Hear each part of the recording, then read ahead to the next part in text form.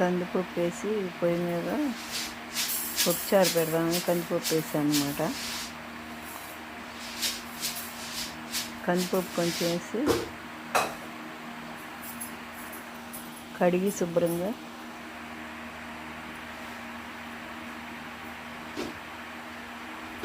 టమాటాలు, క్యారెట్, ములక్కాయ అన్నీ పెట్టుకున్నాను పప్పుచారు పెడదామని. పప్పు కుక్కర్లో వేసాను, నీళ్ళు పోసాను,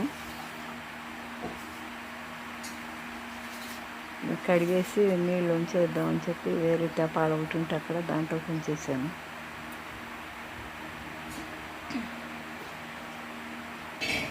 దాంట్లో ఉంచేసి మళ్ళీ కాసిన పోసి పెడదామని శుభ్రంగా కాసిన పోసాను.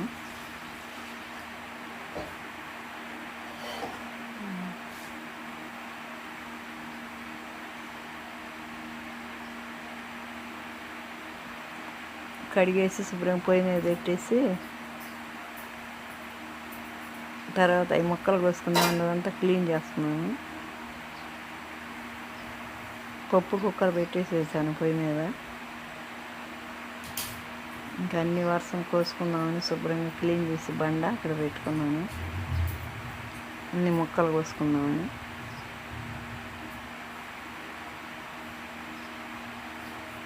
ఉల్లిపాయలు పెచ్చు తీసుకొని పప్పుచారులో కొంచెం ఎక్కువ వేయాలి కదా ఉల్లిపాయలు, పొట్టు తీసి 4 3 కోసేసాను.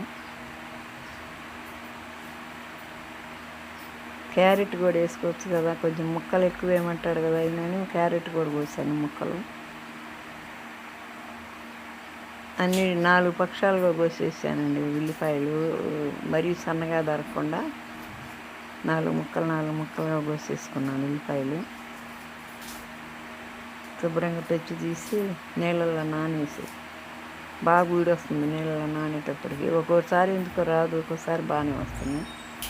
క్యారెట్ కూడా శుభ్రంగా గీరి కడిగేసి కోస్తున్నాం అన్నమాట. క్యారెట్ కూడా కడిగేసి శుభ్రంగా చిన్న చిన్న ముక్కలల్లి చక్రాలల్లి కోసేస్తున్నాను సాంబార్లోకి. ములక్కాయ ముక్కలు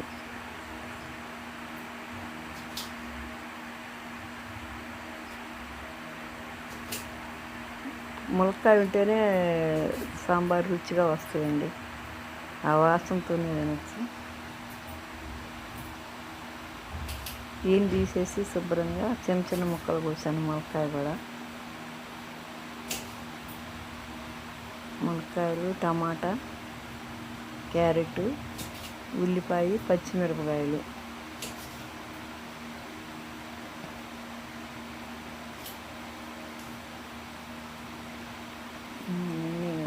అన్నీ శుభ్రంగా కోసేసుకుంటున్నాను అన్నమాట.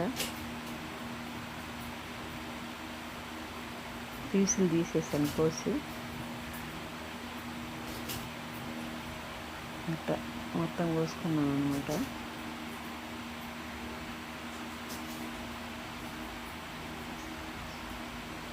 ఇంకా అన్నీ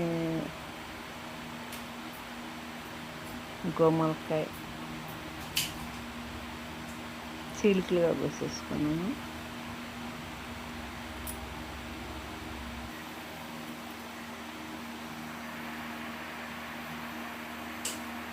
పప్పు ఇంకా రాలేదండి విజిల్.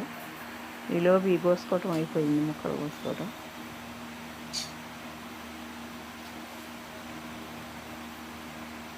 పచ్చిమిరపకాయలు కూడా చీలికలుగా కోసుకున్నాను అనమాట. 2 ములక్కాయలు, 4 పచ్చిమిరపకాయలు, 4 ఉల్లిపాయలు, 2 3 టమాటాలు ముక్కలే అయినాయి సట్లు.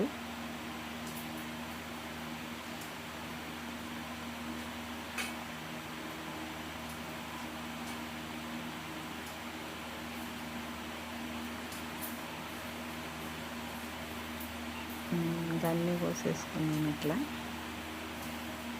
ముక్కలు కోసుకోవడమే పట్టిందండి 1/4 గంట.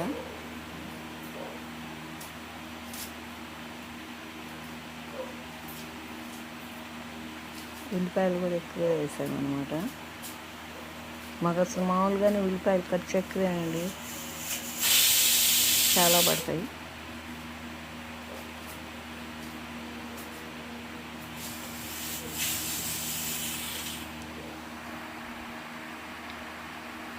పప్పు విజిల్ కూడా వస్తుందన్నమాట. ముక్కలన్నీ రెడీగా కోసేసాను. ఉడికింది పప్పు, తీసాను అన్నమాట. బాగానే ఉడికింది పప్పు, మెత్తగానే ఉడికిపోయిందండి పప్పు. దాంట్లో నేను ముక్కలన్నీ వేసి ఎసరు పోసి పెడదామని మెత్తిపేసాను అన్నమాట పప్పుని. ఈ ముక్కలని దానికి వేసేసి కొంచెం వాటర్ పోసాను.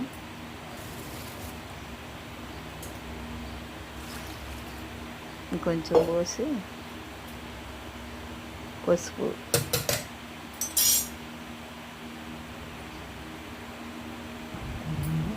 మళ్ళీ విజిల్ పెట్టేస్తాను అనమాట. ముక్కలు ఉడికితే యూసల పై మీద నీళ్ళు పెట్టుకున్నాను. సాంబార్ రెడీ అయిపోయినాయండి. ముక్కలు అవన్నీ ఉడికినాయి మెత్తగా. ములక్కాయ ముక్కలు, ఉల్లిపాయ ముక్కలు అన్నీ ఉడికినాయి. ఇంకా దాంట్లో ఉప్పును చింతపండు పులుసు వేసుకోవాలి కదా. చింతపండు పులుసు వేసాను ముందు. పై పిసుకు శుభ్రంగా, అడుగు పోయలేదు. సాల్ట్ వేసాను, కారం కూడా కొంచెం వేసాను, చాలదేమో.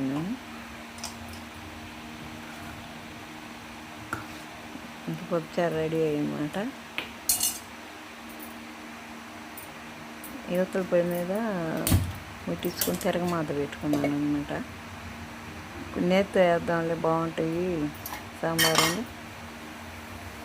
కొంచెం నెయ్యి వేసుకున్నాను. నిమ్మ ఉందేమోనని చూస్తున్నాను అనమాట. ఇంకా సెట్లో నిమ్మంతా పోయినాక కొంచెం నెయ్యి వేసాను అనమాట.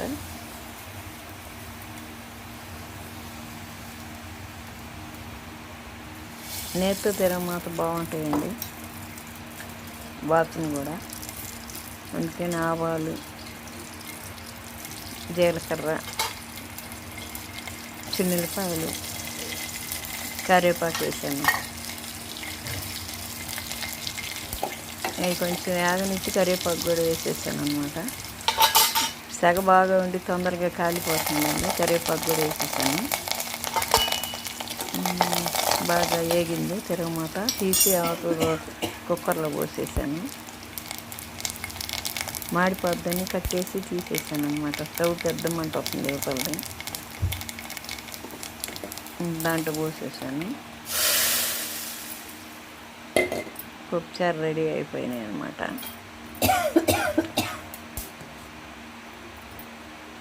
బాగున్నాయండి, మంచి వాసన. వీడియో నచ్చితే బాయ్ అండి, లైక్ చేయండి.